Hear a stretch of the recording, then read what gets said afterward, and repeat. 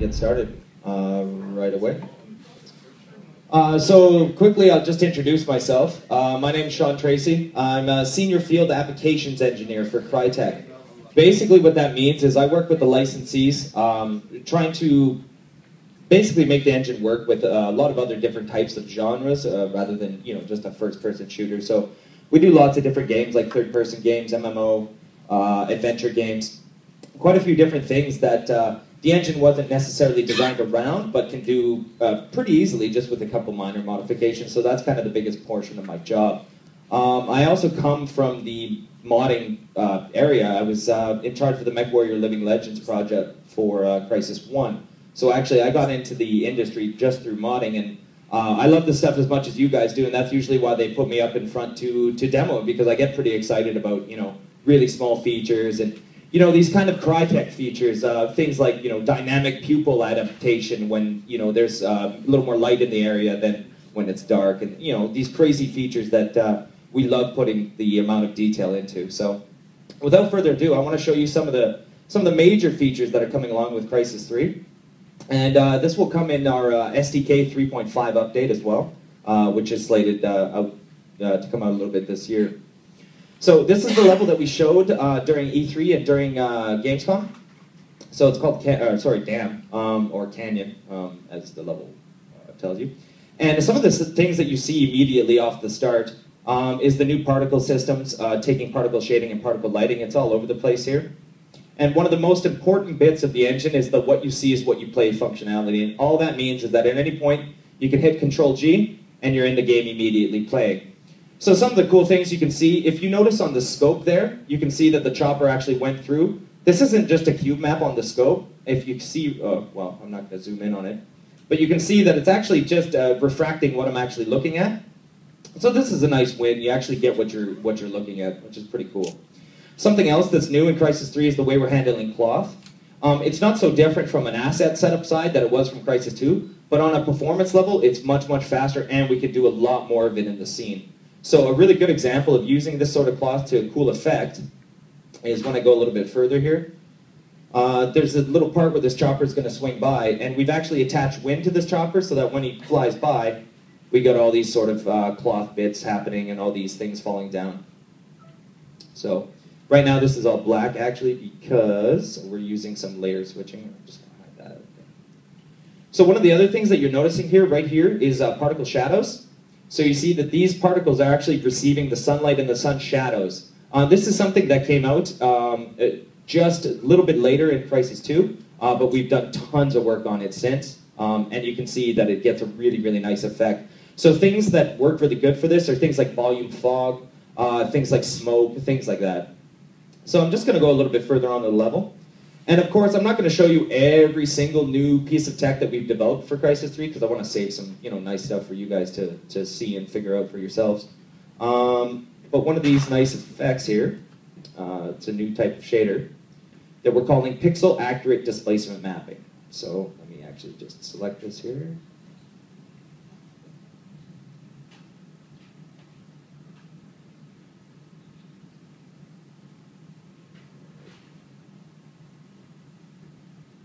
Just want to turn up the displacement amount on this particular piece.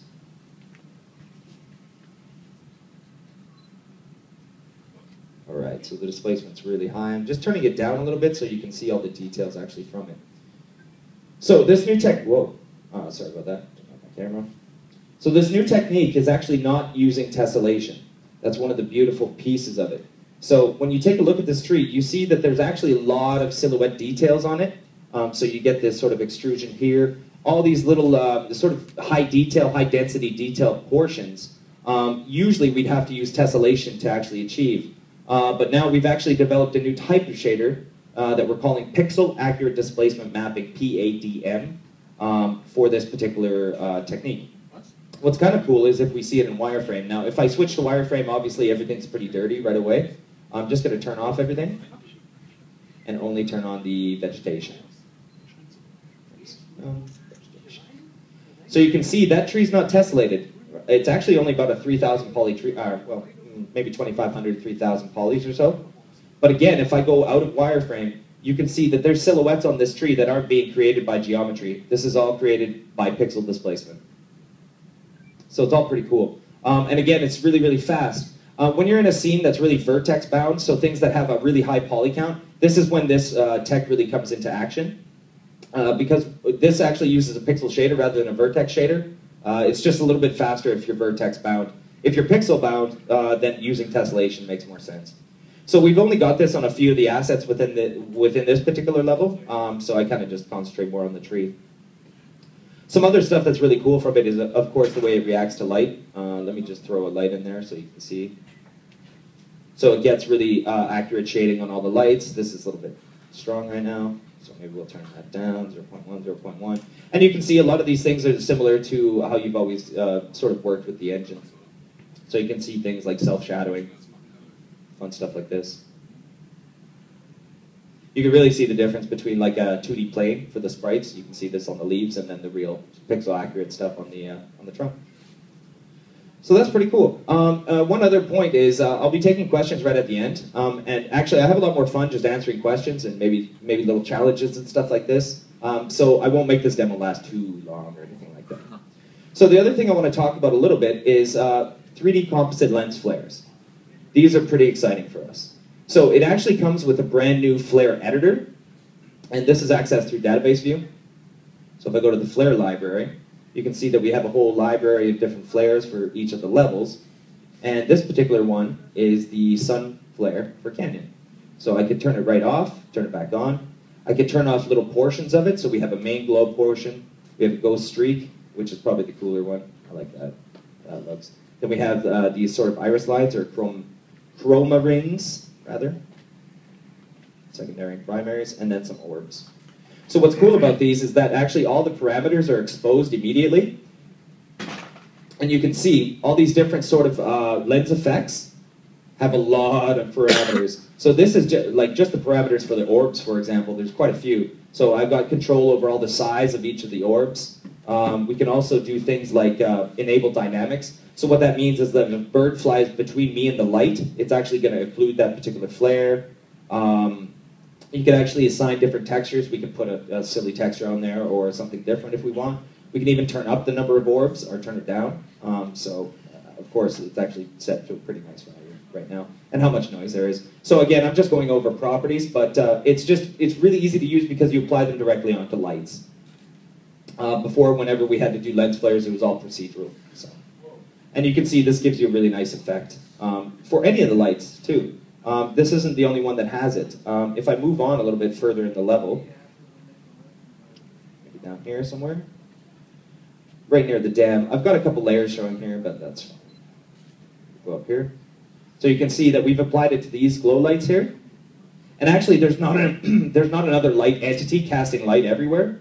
It's probably only one or two here. But you see, when we put these sort of lens flares on the lights, it's pretty nice.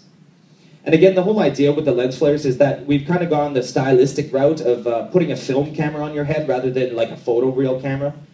Just because we found that people are getting more immersed in sort of a filmic sort of look rather than a pure photoreal sort of Crisis 1 look. All right. So that's about the flares. The next thing I want to talk about a little bit, since I'm down here, is about water and the way we're doing reflections on the water now. So you can see we've got a lot of the cinematic layers showing. I'm just going to hide a few of those. Nope. So on the water, what you see from far away is actually a cube map or an environment probe, or it's just a texture really that's telling it how to reflect certain things. And that's fine for us when somebody's really high up above the water because you're not going to see those really fine details of things being real-time reflected. However, when you get up close and you're standing in the water, we know the incidence angle of the player. So keep an eye, and I'll do this once fast, and then I'll do it slow. All right, with all these particles, it makes it a little bit more tricky. I'm just going to turn off the particle effect real quick so you can see what I'm talking about. Ripples aren't particles, I guess. So what happens when I turn my incidence angle, you might be able to notice right here and then watch it scroll down. The real-time reflection is actually blending into the cube map. This actually usually looks a little bit better. Let me go to a different section, sorry. I'll go right here, maybe you can see it much stronger.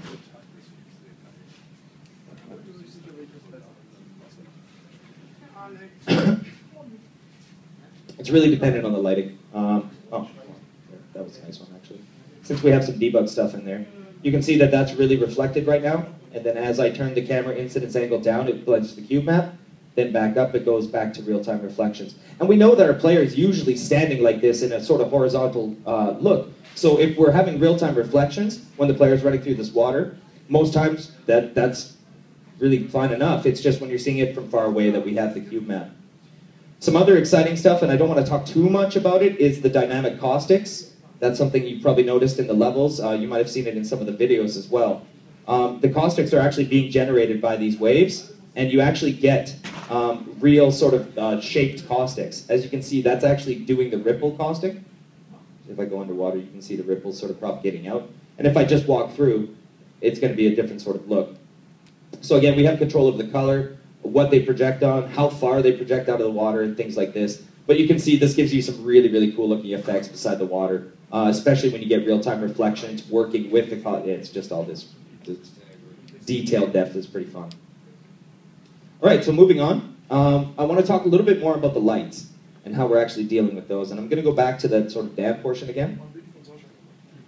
And I'm just going to head over to one of these generator rooms. Just jump in here. And I like to show the area light down here. Oh, right. So I'm highlighting geometry. I'm going to turn that off right now.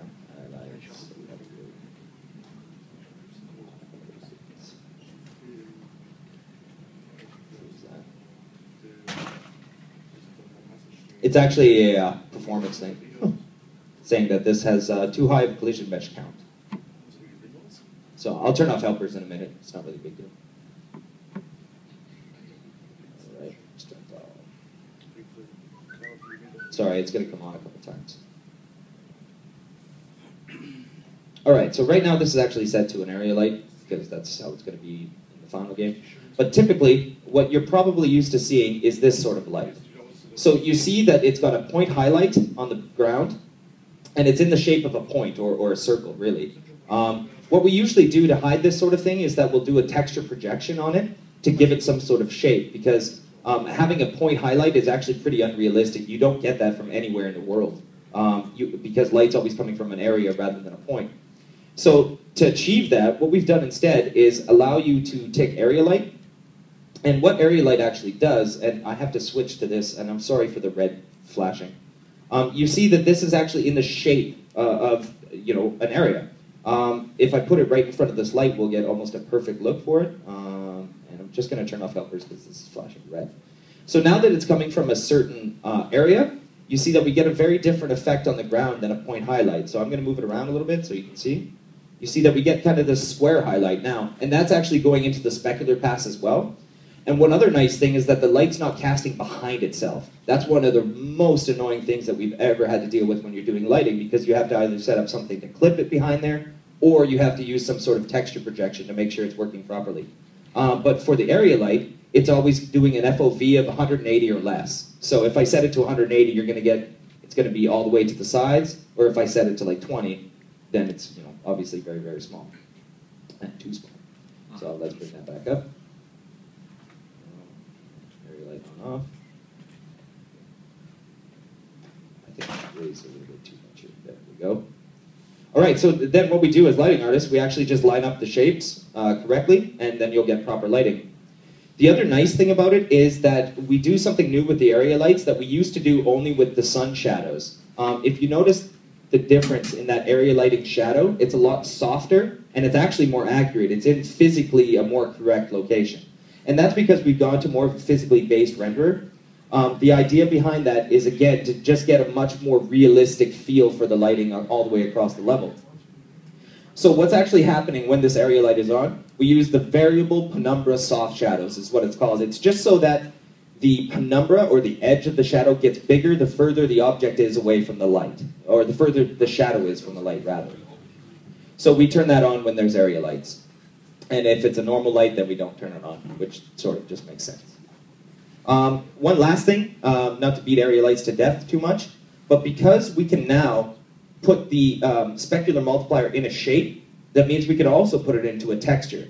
So you get very, very realistic looking projected textures. So, I mean, I'm just going to find some random texture here, I guess. Lights, I don't know, this could be cool. Just find a, that's probably a good example. So now this texture is actually applied to light, and if I crank up the specular value, maybe a little too high there, you can actually see the texture in the specular. That's a really bad texture to use. Maybe I'll just try one last one, and if that doesn't work, then I'll just move on. Let's use one with some texture.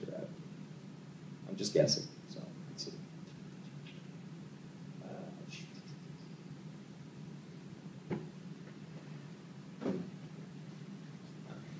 Yeah, most of these are pretty soft, so I'm just going to get sure. All right, and then we'll just turn up the diffuse multiplier so you can see the shape of that. Actually, it's all broken up. One here, one here. And same thing will go when we turn up the specular. So you get the exact same highlights from the texture that you should be getting from the diffuse pass. So the idea there, what you could do is in a huge warehouse where you have something like a bunch of lights above you. So let's say this was a rooftop and you've got hundreds of these actually. What you could do is place one area light.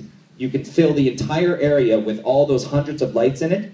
Then what you can do is make a texture that has the diffuse and the specular, cast it down from 100 of these lights, and just use one area light for all the interior of this sort of warehouse. It's a very, very good way to do things. So, yeah. Is there any questions on the area lights while I'm here? Sort of. It's kind of a cool place to be messing with them. Not really? Cool. I'll just move on. If you have questions at the end, we'll obviously take care of those. Yeah, and you can see the reflections of that texture actually right there too. It's pretty cool. All right, so moving on from area lights. Let's talk a little bit about the volume fog shadows. And usually I don't show this because it actually takes me a minute to set up, but I think you guys understand. I don't think you're going to judge me too much. All right. So what volume fog shadows do? We've always had volume fog. The only problem is it never really casted shadows, or basically held shadows.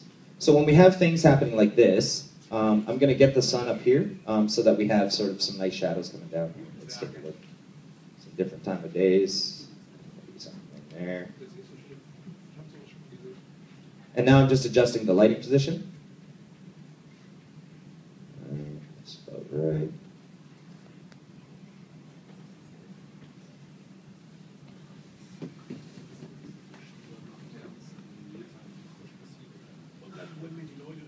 All right, so you can already start seeing them already. They look kind of like sun rays, but notice how we're not really looking at the sun right now. This is actually volume fog shadows. So I'm going to turn up the fog so you can see this actually happening now. So now within time of day, the values are shadow darkening, and I just turn them, yeah, I'll turn them down so that the shadow's are a little bit darker. I'm going to do this, darkening sun, darkening ambient, and shadow range. I'll just increase the maximum. All right, and all I'll do is just turn up our global density just a little bit so you guys can really see these shadows happening. All right. Now I'm going to move the light around again, or the sun rather. So you should be able to see that effect pretty nicely. Now this is happening in all the fog volumes as well. So take into consideration what's happening here. This whole shadow coming from that entire building is now being projected down through the fog. So when you're outside of it, you can see the ray of that particular shadow. So you can see one here. These are sun rays, but this is actual volume fog shadows. Give you an idea, we'll move it around this direction. So those are sun rays there, and then once it goes away, it's volume fog. So again, just another really more realistic look. Again, it's more physically accurate because shadows do cast into fog, of course. All right, now I'm going to reset my time of day. I'll go back to something like 7:30. I think it's a nice time of day. And now I want to talk a little bit about the vegetation improvements. We've done that. So one of the things when you're working in Crisis or Crisis 2 even, one of the more frustrating things with the vegetation is that it didn't grow on brushes. So basically, you could do terrain, then you could paint all your vegetation around as you liked. But you would never be able to tell them to actually paint onto brushes. So that was the first thing we did, because obviously you have to have a lot of rubble and things like this. So what I'm going to do, I'm just going to erase all this veg that's here, and then we'll do it ourselves a little bit. I'm just going to jump in game because actually I like the lighting that happens when we're in this particular area. Just waiting for it to update. All right. So what we can do, I'm just going to grab one of these new types of bending vegetation. So what we managed to do, and in Crisis 1 it was not bad. Of course, we had a lot of different vegetation that would bend and react to the player. But it did take artists to make it. We had to put joints in them and things like this, so it did take a while. These ones are a lot faster, and we can have even more of them. So I'm just going to paint a few of these down. Let me change the density here. Maybe density of, let's say, 4. Density is actually just the distance between objects, so that makes sense. The cinnamon fern is probably, yeah, we'll just use these two. And one of the things that I was just talking about, the grow on brushes, we just tick that to true, and now whenever I paint, you see that it actually paints right up on the brush. So we've got nice veg, you know, growing up rocks, okay, it doesn't make sense, not so much for this one. But if you had something that was just like more of a moss sort of texture or something. So now I've got about 1,000 instances of these things, and you can see that they're already moving in the wind. But this isn't just some fakey sort of wind shader effect. This is actually real wind being simulated. And you'll see that when my player starts moving through it, I'm bending away all these pieces of veg. We were never able to do it on such a huge scale before, but we changed the way that the vegetation was actually doing the bending technique, and it's much, much faster. And it also works on consoles, which is a huge, huge win.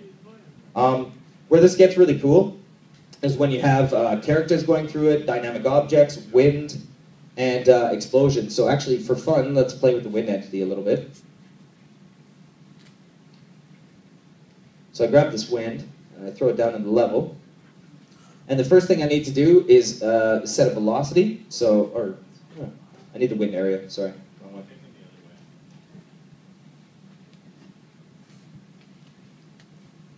Area.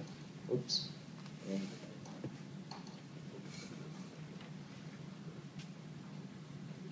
That's better. All right, so the wind area is just a bounding box with a certain amount of wind. I can give it a speed.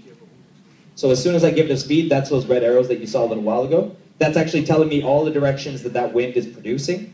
It's really nice to be able to see it like this. We've always had the wind entity, or the wind area rather, but you could never visualize what was happening with it. So then the next thing I have to give it is, well, we've already got the speed and we've already got the size. Let's give it a little bit of direction. So I'll just say 1, 1, 1, 1, 1. Or actually, no, we'll leave it at 0 so that it's all circular.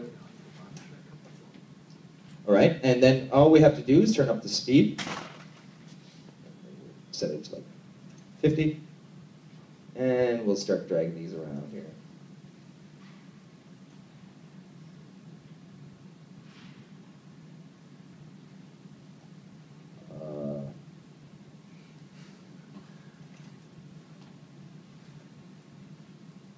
All right, it's not that strong right now. Let's turn it up.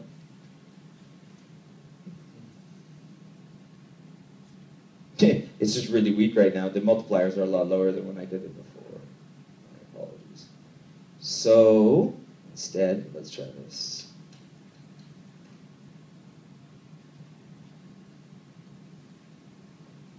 Well, I'm not going to beat that one to death too much. I'll just show you in a very different way. There we go. Much better. All right. So when that grenade goes off, you'll see all the vegetation actually react around it. Oh.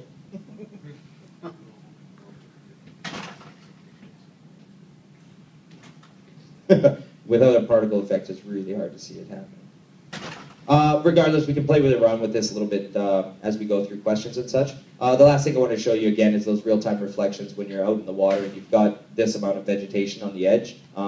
Should you have some nice particle effects going off with that grenade, which is not really happening right now. Oh.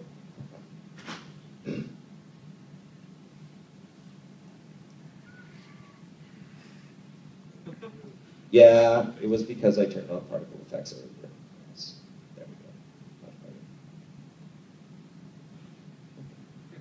So anyways, there it is. You could also see that the wind entity was affecting that smoke there too. So again, I don't want to beat this to death for too long. But those are pretty much the major cross-section of the kind of the big features. Again, you're going to see a lot as you go through the game that has just been improved over a lot of the older engine versions.